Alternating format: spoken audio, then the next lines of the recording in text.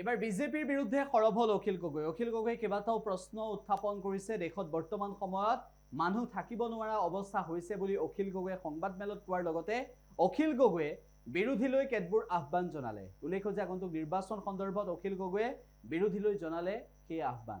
যিসময়ত এজিপি আৰু বিজেপি ভূপেন বৰা ডাঙৰীয়াই এজিপি আৰু বিজেপিয়ে দেখুৱাই দিলে যে তেওঁলোকে একেলগে খেলিছে।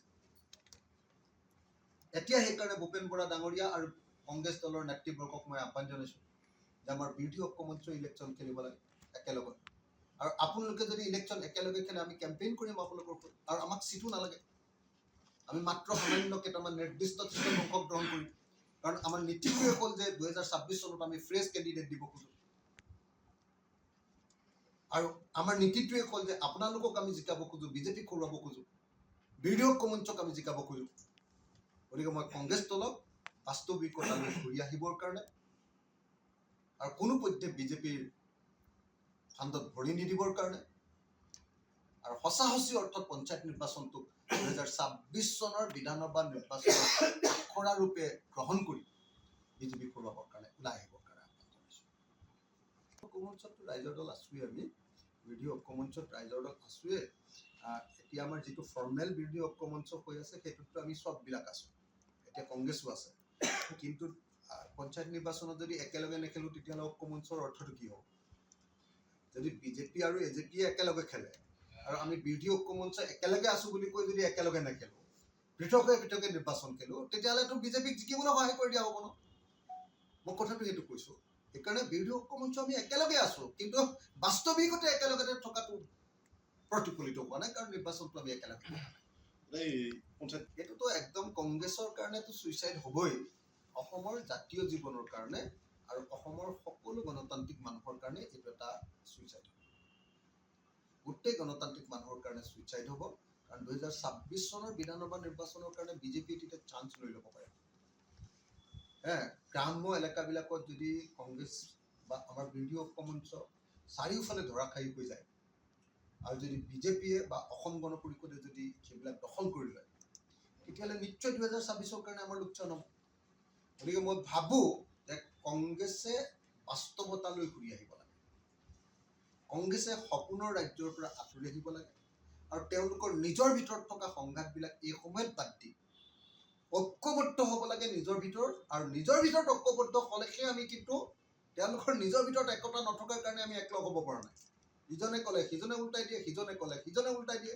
গতিকে এনেকুৱা নহয় যে কংগ্ৰেছৰ আমাৰ লগত লগ লাগিবলৈ মন নাই, লগ লাগিবলৈ মন আছে, কিন্তু নিজৰ ভিতৰতে ইমান কনফ্লিক্ট যে ইজনে ক'লে সিজনে উল্টাই দিয়ে, সিজনে ক'লে সিজনে উল্টাই দিয়ে।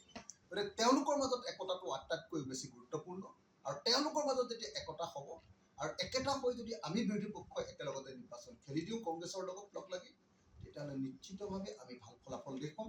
আৰু যদি আমি পৃথকে খেলি এজেপি আৰু বিজেপিয়ে যদি একেলগে খেলে বা বাকী স্থানীয় দলবিলাকৰ লগত তেওঁলোক যদি একেলগে খেলে, তেতিয়াহ'লে ডেফিনেটলি আমাৰ ৰিজাল্ট বেয়া হ'ব। সেইটোতো লোকধাক কৰি লাভ নাই। কংগ্ৰেছে যদি মানে কংগ্ৰেছে বাস্তৱতাক মানি লোৱাটো এই সময়ৰ দাবী।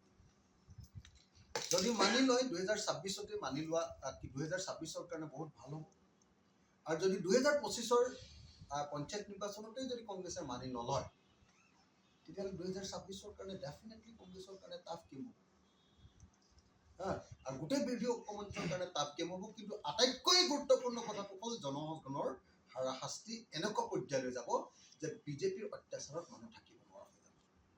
এতিয়া হিমন্ত বিশ্ব শৰ্মাই ৰজাৰ নিচিনাই কাম কৰি আছে, কাৰো কথা নুশুনে, অহংকাৰী এজন ৰজাৰ নিচিনা। যি মন যায় তেওঁ মুখৰ কথাই আইনত পৰিণত হৈ গৈছে।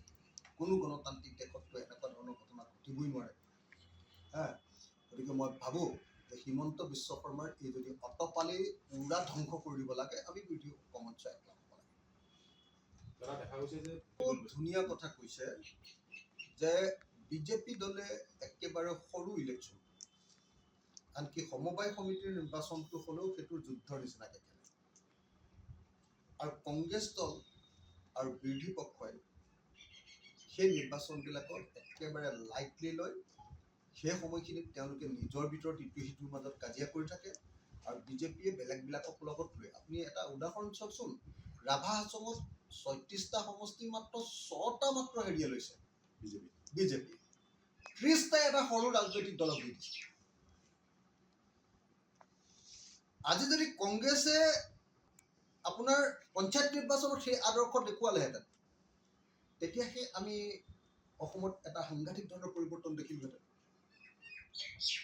তাৰ বিপৰীতে আপোনালোকে চাওক যে MP ইলেকশ্যনত কংগ্ৰেছে কি দেখুৱালে, 14খন আসনৰ ভিতৰত 13খনেই তেওঁলোকক লাগে। উপ নিৰ্বাচনত তেওঁলোকক 5খন আসনৰ ভিতৰত 5খনেই তেওঁলোকক লাগে, বেলেগ কাকো নিদিয়ে। তাৰ আগৰ উপ নিৰ্বাচনটো, প্ৰথম 2021ৰ উপ নিৰ্বাচনটো আমাক যদি কেনেবাকে থাওৰা সমষ্টিটো এৰি দিলেহেঁতেন, তেওঁলোক মৰিয়নিতো জিকিলেহেঁতেন, আমি থাওৰাত জিকিলোহেঁতেন। কংগ্ৰেছক মানে চব লাগে, কিন্তু ক'তো জিকিব নোৱাৰে। লাগে চব আসন, এই জিকিব ক'তো নোৱাৰে।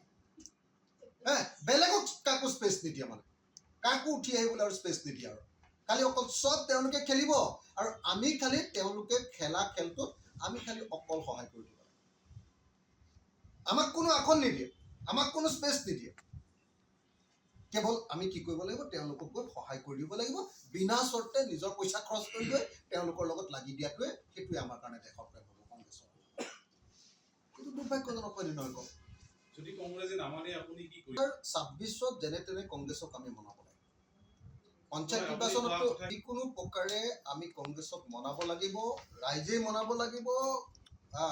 আৰু আপোনাৰ ৰাইজে মনাব লাগিব, জাতীয় সংগঠনবিলাকে মনাব লাগিব, সকলো পক্ষৰ যিমানবিলাক আমাৰ চিভিল ছ'চাইটি অৰ্গেনাইজেশ্যনছ আছে তেওঁলোকে মনাব লাগিব যে কংগ্ৰেছে যদি এতিয়া জমিদাৰীখন ভাগি যোৱাৰ পাছতো যদি নিজকে জমিদাৰ ভাবি থাকে,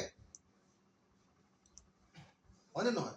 এতিয়া ভাৰতবৰ্ষত এতিয়া চৰকাৰ নাই, তাৰ পাছতো যদি ভাবি থাকে যে আমি আটাইতকৈ ডাঙৰ দল, তেতিয়াহ'লেতো কাকো এৰি নিদিয়ে। এই সময়খিনিৰ অকণমান বাস্তৱতালৈ তেওঁলোক ঘূৰি আহিলে হ'ল যে আমাৰ বেয়া দিন, আমি ভাল দিনৰ কাৰণে অলপ কম্প্ৰমাইজ কৰি লওঁ।